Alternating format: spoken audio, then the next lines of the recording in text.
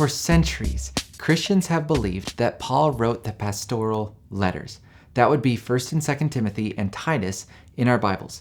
But this belief was challenged by several scholars in the 19th century, and today, the majority view among scholars is that Paul is not the author.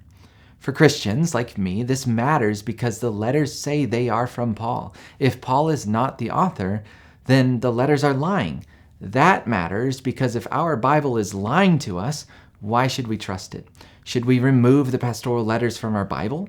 Now, I know some Christians are saying, hey, it's not that big of a deal, different culture, pseudepigraphy, that is, writing something and signing someone else's name as the author, was normal at that time. Someone just really admired Paul and wanted to write some letters as if Paul were speaking for a new context. I really appreciate this attempt to save these letters, but I'm worried it just doesn't work. Pseudepigraphy was common, yes. We have a lot of examples, and most of it was intended to deceive.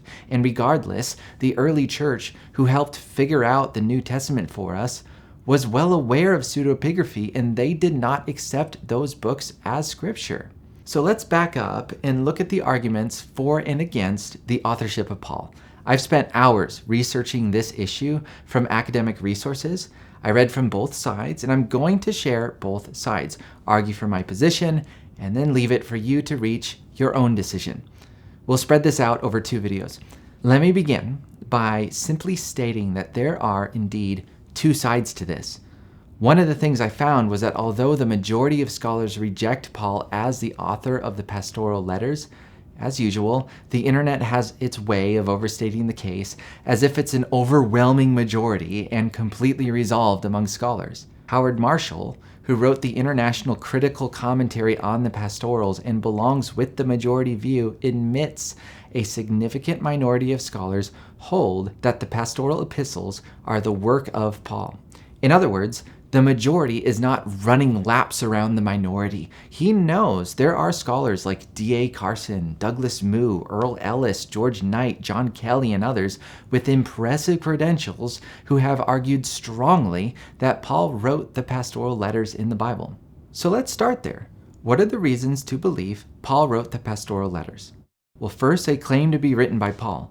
Again, pseudepigraphy was common, so it's not a perfect reason, but it's a reason. Second, the pastoral letters include many personal details that you would expect from Paul and not from someone pretending to be Paul.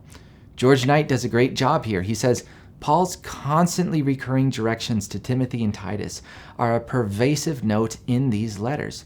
26 references are given. And then he says, the letters refer to specific events in places and are written in relation to these events. 1 Timothy says that Timothy was instructed to remain in Ephesus to withstand false teaching, and implies that it was written as a further reminder from Paul to carry out that instruction. Among the false teachers, Hymenaeus and Alexander are singled out by name as specific examples. The letter is also written to give instructions in case Paul is delayed in his hoped-for visit.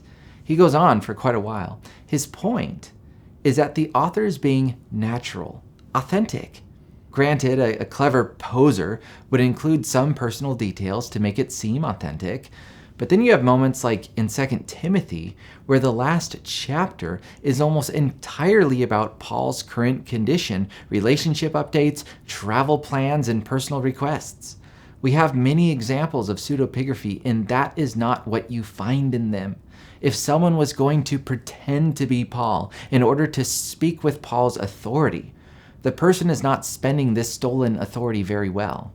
Third, the early church, which rejected pseudepigraphy, was unanimous in their acceptance of the pastoral letters. The only exception was 3 individuals considered heretics of their time. I think this argument is a lot stronger than many people assume. When you have people in the 2nd century AD, possibly even the 1st, who are using the pastoral letters as scripture, believing they are from Paul, that's telling. This whole Christian movement, living 2 or 3 generations after Paul, would have been in such a great place to know who wrote the pastoral letters. Paul could have been somebody's grandpa if he ever married.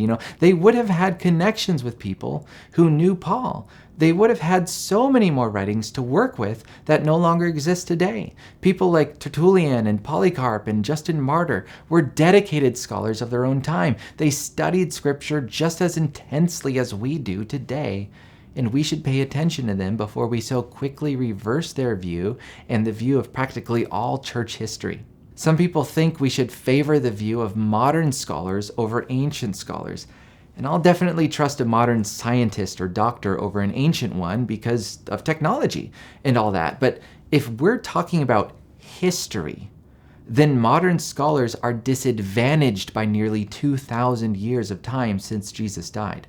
Still, they have come up with some compelling arguments that have won the majority vote, claiming Paul did not write the Pastoral Letters.